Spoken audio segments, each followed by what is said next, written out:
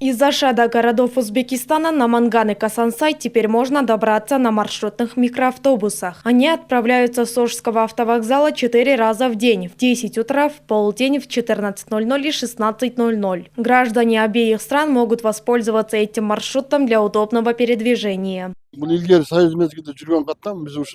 В советское время такой маршрут уже существовал, и мы сейчас возобновили его в знак дружбы между народами. В Узбекистане у нас есть партнер, компания «Саванна», с которой нам разрешило сотрудничать Министерство транспорта. Общая протяженность маршрута составляет 170 километров, а до Намангана 135 километров.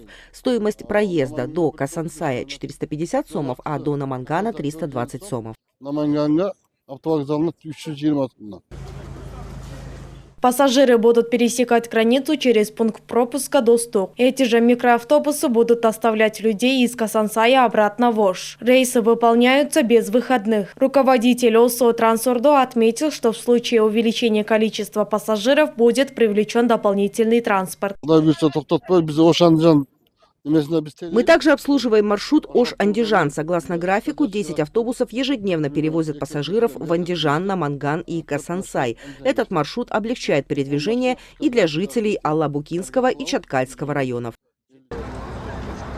С запуском международного маршрута передвижение граждан стало удобнее, отмечают местные жители. Многие из кыргызстанцев регулярно навещают родственников в соседней стране и рады появлению этого рейса. Уже на первом отправлении микроавтобус быстро заполнился, и пассажиры начали занимать места во втором автобусе.